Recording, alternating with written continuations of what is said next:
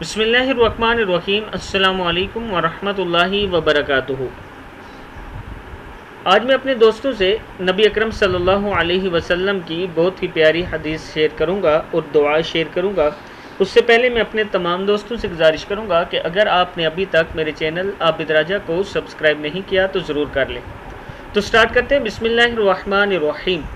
حدیث شریف میں آیا ہے کہ جو شخص کسی مصیبت یا پریشانی میں گرفتار ہو، اسے چاہیے کہ اذان کے وقت کا انتظار کرے اور اذان کا جواب دینے کے بعد یہ دعا پڑھے اور اس کے بعد اپنی حاجات اور خوشحالی کی دعا کرے تو اس کی دعا ضرور قبول ہوگی۔